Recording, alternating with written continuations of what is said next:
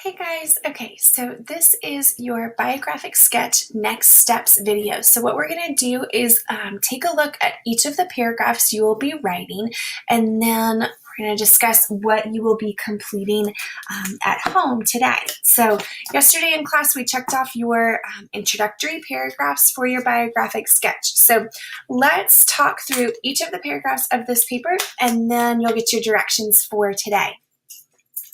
Okay, your first paragraph. So as you are taking a second look at your first paragraph, or the following week, because next week is fall break, we will take a look at your first paragraph in more detail and look at what is your lead. Does it catch your reader's attention? Does it introduce your topic or go into more detail?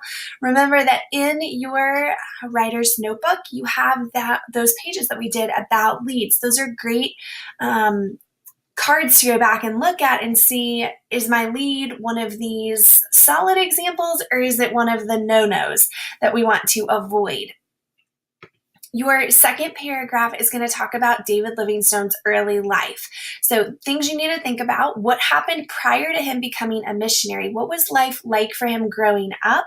And then think about the events that happened in his life that led to him becoming a missionary. So he went to seminary school. He had that experience in the church where he forgot his sermon that he was going to give. Think about some of those events in his life that kind of set the stage for him to become a missionary. The third paragraph is going to discuss his early career. So he has completed his school. How did he get his start as a missionary? Where did he go? What were those early days like? What happened in those first few years? Your fourth paragraph is going to talk about his later career. When you think about later career, think about his later career as the time in his life after they had children. So you kind of have the before children section of his life, and then after they had children, what happened? How did the family dynamics change? Where did David go? What were those experiences like for him? There were some really devastating things that happened in his family once children were involved. So think about some of those things and how that might have impacted his life and how he served as a missionary. Then your fifth paragraph could be your conclusion. You might need to write a fifth paragraph and then a sixth paragraph, but we will look at that more together in class. But what I want you to think about for your conclusion, your final paragraph, are his career accomplishments. What's the legacy that he left behind? Why are we studying him? What kind of impact has he had on the Christian world? To be a Christian hero for us to look at and discuss. So let's take a closer look at your conclusion. Your conclusion paragraph should summarize his life and tell of his death. Remember, your conclusion wraps up your paper. You want it to be satisfying to your reader. You want them to feel like, okay, this makes sense. You want to leave them kind of with a good feeling at the end of the paper. So I want you to think about it like a dessert.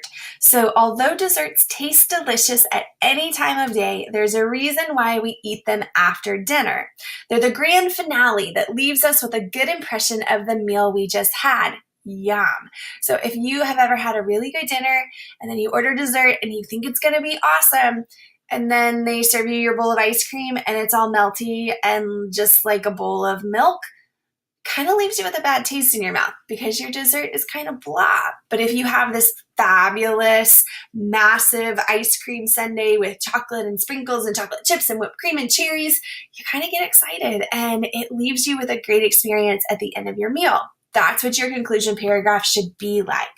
The words I want you to think about: content, impressed, inspired. So even if all the body paragraphs are fantastic, if you put a boring or incomplete conclusion at the end, the reader's going to walk away with a negative final impression of your work. And that's something that we don't want. So this is why some restaurants give you free mints or chocolates with your check. Customer satisfaction and building a positive reputation. So one of our favorite Mexican restaurants, they have my favorite mints as we leave the restaurant. There's another Mexican restaurant that we go to. They give mints, but they're not the greatest. So sometimes we choose to go to the other Mexican restaurant because I really like their mints there. So they're leaving me content when I leave the restaurant. That's what your conclusion paragraph should do for your reader. So let's talk cheesecake. Now that we've talked about food early in the day, the recipe for a good conclusion, if you're thinking about it like a slice of cheesecake, your pie crust is going to restate the main idea of your paper, but you want to use new words. This is called paraphrasing. So if you have a really solid main idea sentence in your introductory paragraph, you don't want to just repeat that sentence word for word. You actually want to use new words, but share the same idea again with your reader. Then you have the actual cheesecake. So you want to review your major points of the essay concisely and using new words. We'll talk more about this in class after fall break also. Then sometimes you add whipped cream. So you want to mention the legacy, the significance, lessons you learn, or what are the takeaways. This is the so what of your paper. So why did you write all of this about David Livingstone? Think about that like the whipped cream. And then you have strawberries. Strawberries are going to be that final statement that is either a call to action or it's a more subtle closing thought, that last kind of garnish on the end of your paper. Things that you need to remember. Think about portion control. You don't want the reader to still feel hungry, so that would be a conclusion that's too short, or to the point that she's going to be too sick. That's when you have a conclusion that is way too long. You want to stay consistent. So with the tone and style of the paper, don't suddenly change your wording.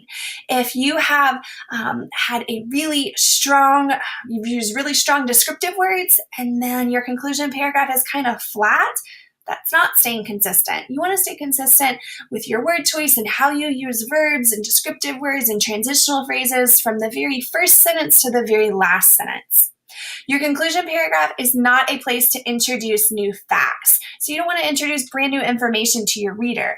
Rather, this is the time to analyze facts that were already stated. You want to restate them or synthesize multiple facts to make big general statements. So bringing everything together, wrapping it up so your reader feels satisfied.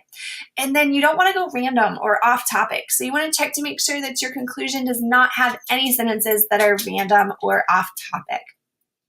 So at home today, your lesson plan tells you to begin working on your second paragraph. So if we go back up here, your second paragraph is about David Livingstone's early life. This is when you need to take out your graphic organizer, use some of the information that you've already made notes on, pull out your resource that I gave you. You're also welcome to look back in your book. But you need to think about what happened prior to him becoming a missionary. What events led him to becoming a missionary? What was his life like growing up? Set the stage for him to become a missionary. That's your second paragraph. So that's what you will work on at home today. Tomorrow in class, you'll have some time to work on your third and fourth paragraphs. So please come ready to work and get some of these paragraphs completed. If you have any questions, please feel free to send me an email, and I will see you guys in class tomorrow.